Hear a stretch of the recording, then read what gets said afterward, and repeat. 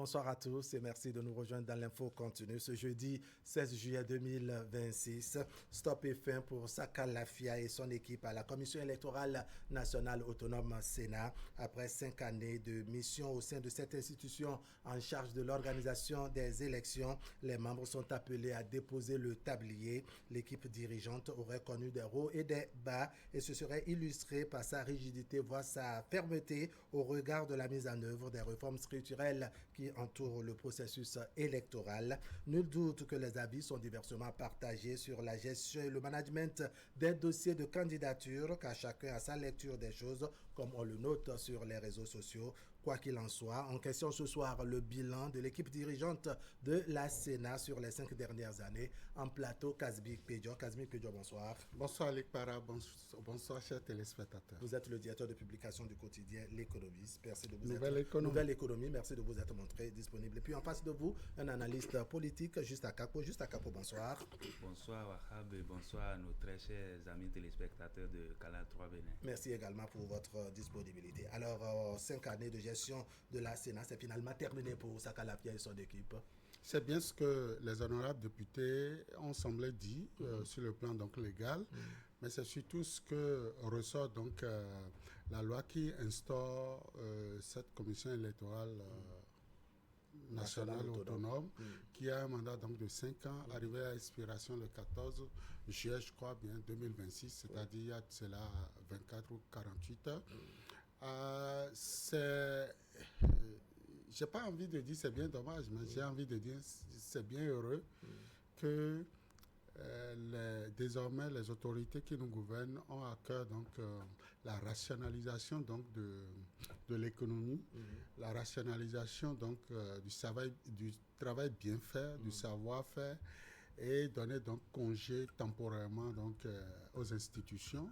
Par ici, vous avez vu la dernière fois que ce soit au niveau du ministère, de la refonte donc des ministères, ou que ce soit au niveau donc de la refonte de certaines institutions de la République, les députés n'ont pas lésiné donc sur leur savoir-faire, soit pour fusionner ou carrément mettre un thème pour permettre donc à l'État de pouvoir donc engranger quelques milliards de francs CFA. Quand on sait donc le budget de fonctionnement de nos institutions, quand on sait donc tout ce qui concourt donc au déplacement, à la mobilité, mais surtout à l'archivage, au travail donc des institutions quand ils ne sont surtout pas en activité. Donc c'est heureux de pouvoir dire aujourd'hui que la démocratie béninoise connaît de plus en plus donc je dirais un sursaut d'orgueil pour donc véritablement mettre à la retraite quand il faut, économiser quand il faut, mais surtout montrer le bon exemple par ici au niveau de la sous-région. Oui, juste à Kako, comment vous voyez, je dirais, les 5 années au niveau de la Sénat, Saka Lafia et son équipe qui terminent leur mandat de 5 ans. L'équipe a été installée le 14 juillet 2021. En 2026, le mandat est arrivé à expiration. Que dire, je dirais, de tout ce qu'il y a eu comme mouvement, activité et autres au niveau de la Sénat de façon ramassée? Je pense que de façon globale, on peut s'estimer heureux et satisfait par rapport à tout ce qui a été fait. Quand bien même il y a eu quelques soubresauts marqués par des moments de contestation liés au rejet de certains dossiers, ces moments de contestation qui sont nés du fait que les membres de certains partis politiques qui estimaient avoir peut-être rempli les conditions et se sont retrouvés face au rejet de leur dossier. Et ce qui était surtout heureux dans cette situation, c'est que la Sénat a tout fait pour apporter juridiquement les arguments qu'il faut pour pouvoir montrer à ces partis-là qu'ils n'ont pas pu réellement remplir les conditions qu'il faut. Cela dénote du fait que cette institution-là a été réellement gérée avec rigueur et a été gérée avec sérieux, et ce qui a quand même pu permettre de pouvoir en quelque sorte tamiser un peu la manière dont la représentation se fait sur le plan électoral. L'autre chose aussi, c'est qu'on ne doit pas aussi occulter le fait que sous le magistère du président Saka Lafia, nous avons connu de nouvelles expériences. Et la toute première expérience que nous avons connue, c'est par rapport à la structure, à l'architecture même de la Sénat, où nous avons eu nous avons eu l'avènement du conseil électoral qui était l'organe qui chapeautait toute la maison, et nous avons eu une direction technique qui n'est rien d'autre que la direction générale des élections. On va approfondir tout à l'heure sur, je dirais, tout ce qu'il y a eu comme réforme, ce qui concerne même la structuration de la Sénat et ce qui concerne les activités et autres actions. Oui, Casimir Pédio, qu'est-ce qui, selon vous, aura été, je dirais, les grands moments, pour ne pas dire le plus dur pour la Sénat les 5 dernières années, selon vous? Deux choses, Ali Para, c'est donc la fonction régalienne donc, de la Sénat elle-même, c'est-à-dire l'organisation des élections. 4 élections au total ont été organisées entre 2021 et 2026. Des élections majeures, dirais donc l'autre, à savoir la présidentielle de 2021 elle-même, et l'élection, je crois...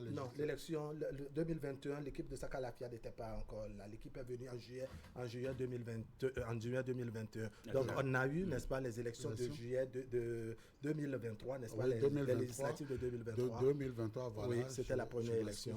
Et les 2 dernières donc, élections qui ont été, vaille que vaille, une réussite, car nous avons connu dans ce même pays la Sénat, donc, dont je ne veux pas citer le président, qui nous a fait voir donc, de toutes les couleurs une élection où jadis on n'avait même pas le taux en statistique, ce qui est vraiment donc du ressort de, je dirais, de l'impossible. Voilà, on a quand même vu cette Sénat qui a organisé l'élection sans qu'on ne sache l'effectif total donc, des votants. Mais aujourd'hui, on peut se taguer de dire, nous avons cette Sénat aujourd'hui qui nous organise une élection contestée, c'est vrai, mais très peu contestée parce que le professionnalisme est là, le sérieux, il est là. Les réformes également, on peut citer. Au-delà donc de ces élections, c'est ce qu'il a commencé par citer tout à l'heure également. Donc c'est le démembrement, la structuration au niveau donc de cette Sénat qui répond désormais à l'exigence du travail régalien, l'organisation donc des élections, mais surtout rassurer donc chaque candidat. Alors j'ai dit 2 choses à retenir: la fonction régalienne, mais aussi les critiques qu'on peut donc noter du côté donc de l'opposition surtout, qui, il faut dire, durant donc les 5 ans, n'a de cesse que de critiquer donc les actions donc de cette Sénat, une Sénat qui est restée quand même de marbre par rapport donc à ses élucubrations, à ses critiques, à ses sauts d'humeur, j'allais dire, de certains leaders politiques qui ont trouvé donc en cette Sénat, vous les aurez invités sur ce plateau, ils vous diront que cette Sénat a laissé donc un goût très amer pour eux, parce que c'est cette Sénat qui a donc rejeter la plupart donc, des candidatures donc, de l'opposition, mais qu'à cela ne tienne, c'est une question donc, de code, de loi, et force doit donc rester désormais à la loi. Alors juste à Kako, je le rappelais tout à l'heure dans mon introduction, combien la Sénat de Saka Lafia aurait connu des hauts et des bas, mais est-ce que les critiques qui sont désirées adressées à la Sénat sont toujours des critiques vérifiées quand on sait que la Sénat n'est là que pour appliquer les lois votées par les députés? Est-ce que la faute revient à proprement parler à la Sénat qui ne se contente juste que d'appliquer la loi? Écoutez, je dirais tout simplement que la faute ne peut pas incomber à la Sénat tant que la Sénat ne s'est pas retrouvée dans une situation de violation du cadre des tests. Des tests tant que la Sénat n'aurait pas elle-même créé ses propres tests. Exactement. Oui. Donc, du moment où la Sénat s'appuyait sur les tests juridiques qu'on a, je pense pour ma part qu'on ne peut pas imputer une quelconque faute à la Sénat, parce que la Sénat ne faisait que respecter tout ce qui a été prescrit.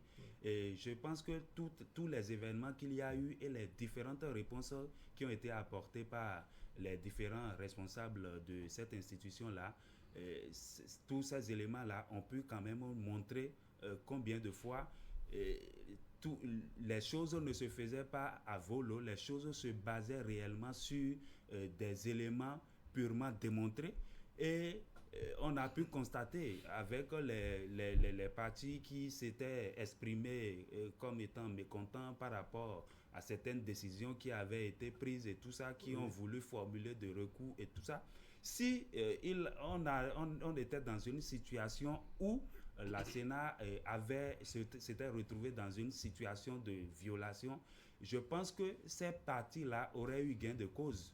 Et donc, je peux dire à ma façon de voir les choses que on ne peut pas imputer une quelconque responsabilité à la Sénat par rapport à cela. Ce sont les textes qui étaient certes durs et qui devraient être respectés par tout le monde. Mais des textes qui ne sont pas votés par la Sénat. Exactement. D'accord, oui. Alors, Casimir, que je vous relevez combien, oui, la Sénat a eu ses attaques, ses critiques, notamment de l'opposition, parce que majoritairement, ce sont les partis de l'opposition qui ont vu leur dossier rejeté. Mais on se dit, la Sénat n'est pas celle-là, l'institution qui vote les lois. La Sénat est juste chargée de l'application des lois. Est-ce à la Sénat qu'il faut jeter le tort, si tort il y en a? Si tort il y en a, ce n'est pas forcément la Sénat. C'est vrai, elle a été donc... à un moment donné, le gendarme qui a donc montré ses muscles et qui véritablement tapait du poing sur la table. Mais je dois quand même rappeler que ce n'est pas que les dossiers de l'opposition. C'est vrai, c'est ce que aujourd'hui l'opinion publique nationale on dit majoritairement les dossiers de l'opposition. Voilà, la majorité. Sinon, il y a des partis de la mouvance aussi qui ont été donc qui ont été recalés pour des élections. Et donc, véritablement, la Sénat est vue aujourd'hui comme donc ce gendarme, comme ce monsieur.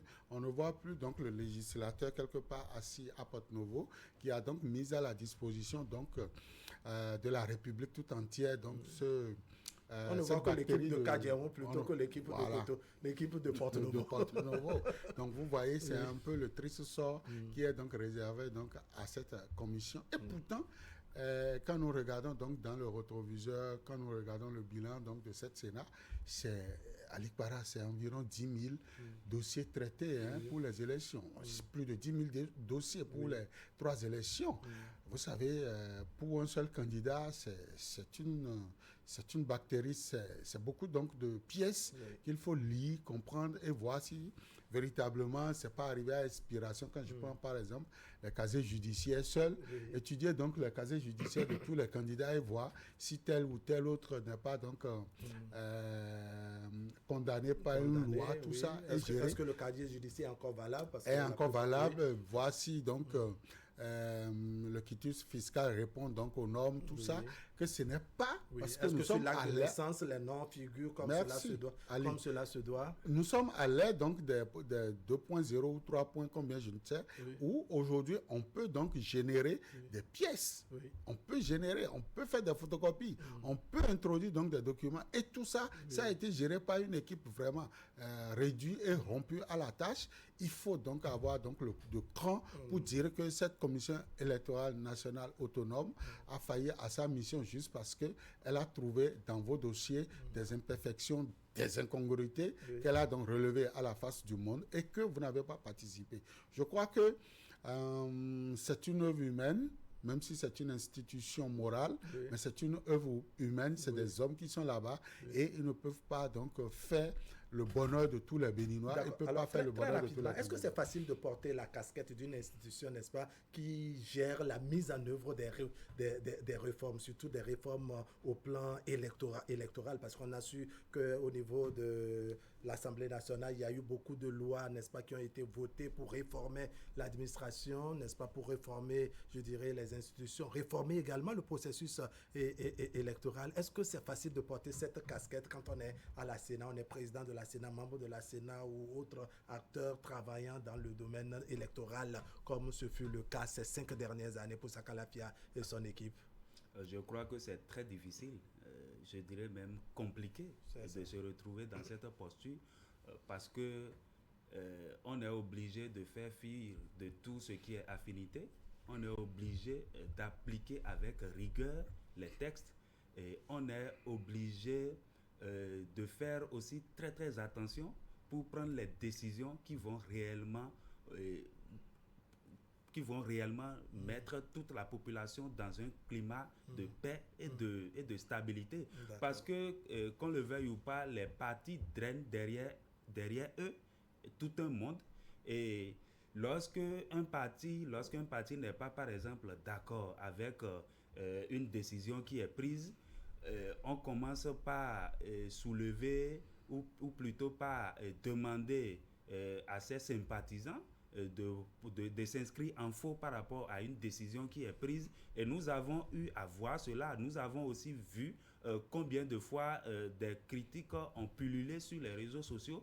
Et donc, je pense que pour quelqu'un qui se trouve à la tête d'une telle institution, la personne se doit, par exemple, de boucher ses oreilles à un moment donné par rapport à certaines choses, de ne pas être dans du sentimentalisme et réellement se consacrer à ce qui est là.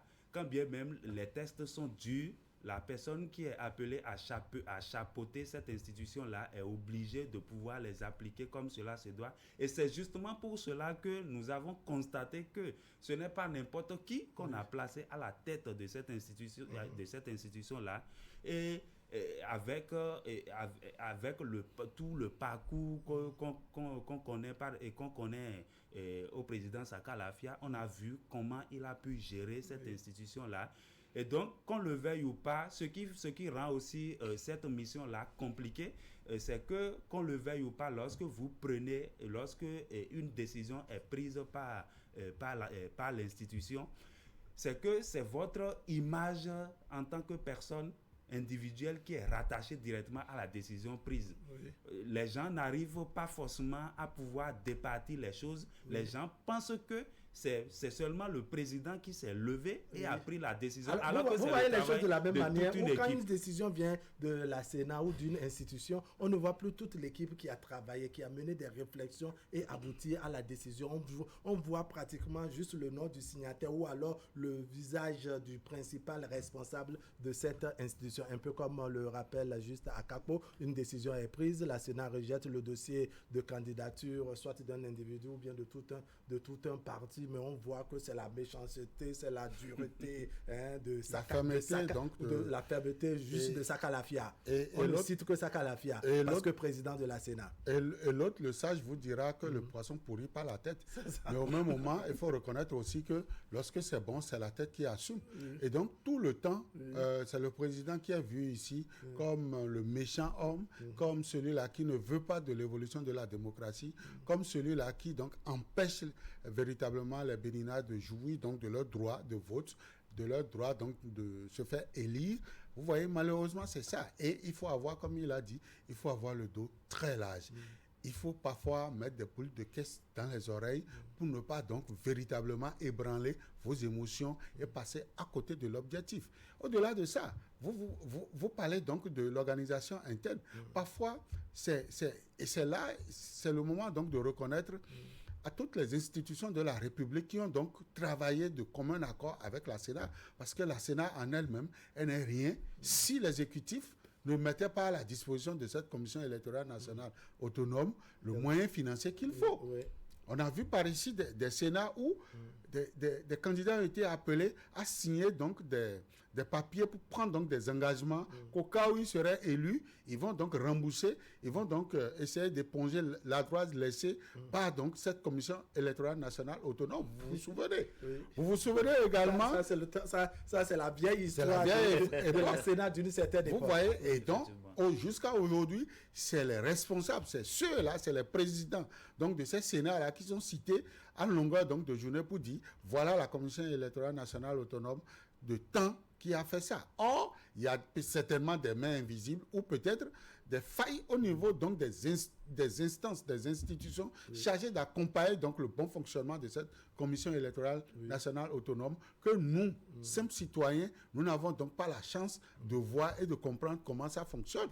Vous voyez? Donc, véritablement, c'est le président, c'est la tête qui est donc visé ici, c'est la tête qu'on veut. Les bons coups, les mauvais, c'est toujours la tête. Et il faut être vraiment d'une certaine sagesse. On a vu un président ici venu devant la face du monde et parler donc de faute mineure. Parce qu'il a été donc dépassé par la quantité de recours, la quantité de critiques. Alors, de façon résumée, qu'est-ce qu'on peut mettre à l'actif de la Sénat, n'est-ce pas, ces 5 dernières années comme bilan?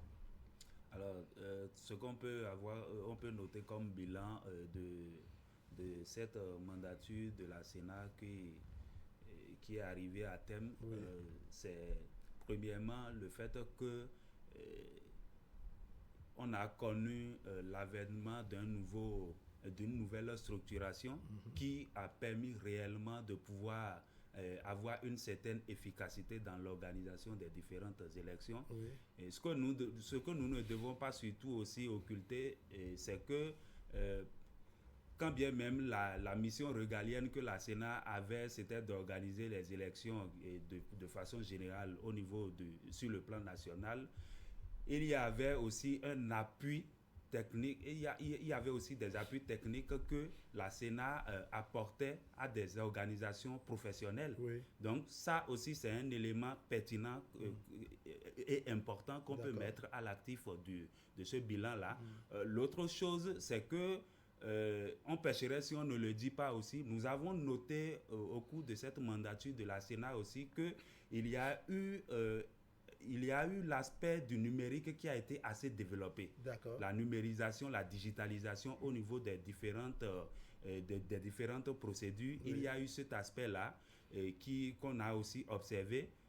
L'autre chose aussi, c'est la question de l'appurement des différents dossiers et la gestion avec rigueur des différents dossiers qui ont été et que cette institution-là a reçu à un moment donné, quand bien même cela a fait jaser à un moment donné, cela a quand même pu permettre de remarquer que lorsque les réformes sont instituées, lorsque nous sommes dans une certaine évolution par rapport à des dispositions légales qui sont prises, oui. On est obligé d'évoluer avec cela et on est obligé à un moment donné de pouvoir réellement faire un bilan et constater que le fait que on décide de ne pas vouloir s'accorder sur les dispositions qui sont en train de respecter pourrait constituer un certain recul. Donc je pense que nous avons pu connaître cette évolution-là que nous pouvons aujourd'hui considérer comme avancée majeure et qui peut nous amener à se frotter les mains. Vous regardez quoi, je dirais, comme actif, comme, je dirais, bilan de la Commission électorale nationale autonome les 5 dernières années? Deux choses, pour ne pas dire trois. La première, c'est ce qu'elle a commencé par dire, la réforme numérique au niveau de la Commission électorale nationale autonome qui nous a permis d'avoir des résultats à temps. Oui. Vous êtes souvent impatient hein, quand on parle des résultats. Genre, quand on a fini les élections, on est curieux de savoir qui a gagné, qui a levé des sièges, qui a fait vous savez, le stress tue plus que le palu. Hein, bien sûr. Lorsque vous êtes candidat, vous avez été au bac. Vous savez, je ne vous apprends rien. Entre donc la fin de la composition et le jour donc de la proclamation, c'est le stress. Que ce soit vous-même candidat, mais les parents avec. Donc lorsque vous allez à une compétition... Et vous qui n'avez ni candidat, votre parent n'est pas candidat, vous-même vous n'êtes pas candidat, mais vous êtes plus curieux que ceux-là qui sont candidats et qui sont proches même des candidats. Tout ça dans une république, ça crée le stress. Donc il faut vite finir avec ce stress pour que les gens recouvrent donc leur bonne santé. Donc véritablement, la Sénat ne nous a pas laissé trop dans le suspense. C'est une Sénat donc, qui a travaillé pour nous garantir une bonne santé mentale. Même qu'il faut même aller plus loin. Il faut faire l'effort pour que désormais, avec l'avancée de la technologie, nous puissions voter, surtout dans les grandes villes et l'international, qu'on puisse donc assister à ça. Au soir ou déjà au réveil, on peut savoir les résultats. On peut savoir, même si en Afrique, on connaît les résultats des élections avant donc, d'aller dans les urnes. On voudrait donc avoir cette technologie aujourd'hui utilisée dans les grandes nations comme les États-Unis, la France et que sais-je encore. Donc la réforme nous a permis d'avoir donc cela, c'est un élément capital que moi je mets à l'actif donc de cette Sénat. Au-delà de ça, nous avons aussi, il faut le dire, il faut avoir le courage de le dire, la Sénat Sakalafia a réussi donc à synchroniser 2 élections. J'ai dit, on n'a jamais organisé simultanément 2 élections dans une même journée. On a réussi à l'avoir. C'est vrai, il y a eu beaucoup donc d'imperfections, surtout en ce qui concerne donc l'acheminement du matériel sensible, du matériel qu'il faut véritablement pour gagner ce pari. Mais on a a retrouvé cette même Sénat au cours des élections présidentielles qui a gagné donc ce pari. Le pari donc de l'organisation à bonne date, mais à temps, parce que c'est aussi ça. Il faut l'organiser à temps. Donc, c'est les éléments que moi, je peux ajouter à tout ce que nous connaissons donc de cette Sénat réformée, refondue depuis donc les 15 dernières années, à tout ce que donc cette Sénat a pu apporter de bien au peuple béninois, à la démocratie béninoise.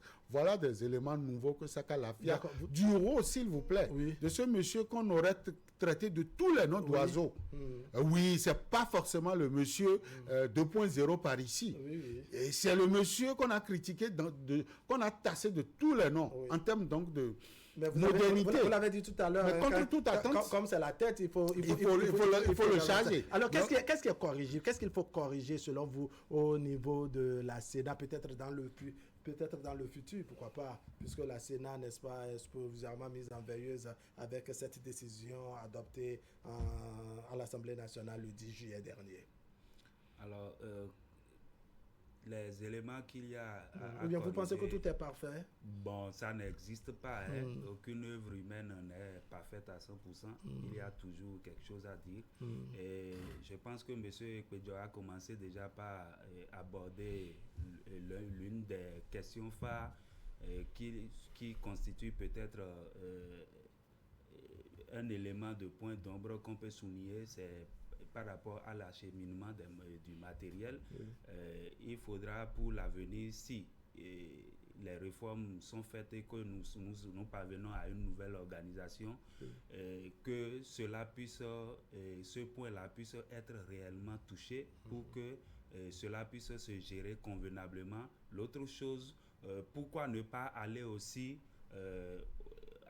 au vote de façon numérique? Je pense que ça aussi, voilà, le vote électronique, ça aussi, ça peut être une réforme majeure, un élément vraiment important qu'on pourra apporter.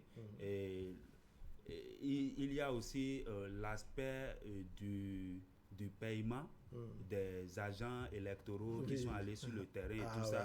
Nous avons vu que cet élément-là aussi constitue un point de tâche à un moment donné.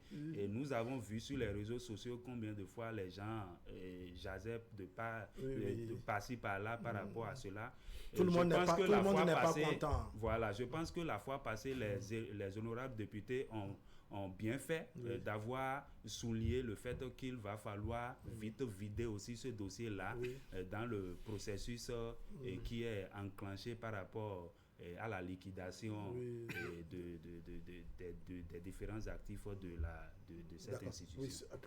En guise de conclusion, qu'est-ce qu'il faut personnellement, je vais ajouter la main tendue donc de la Sénat à d'autres organisations professionnelles pour organiser des élections. On a vu cette même Sénat par ici, soit pour la formation ou surtout pour le matériel. On a vu des élections professionnelles. La Haute Autorité de l'Audiovisuel et de la Communication, on a vu la Sénat donc venir accompagner donc ces élections. Donc au-delà donc de la fonction régalienne, voilà aussi une institution qui, à des moments donnés, peut prêter main forte donc à la République pour donc renouveler le mandat donc des personnes physiques, pourquoi pas.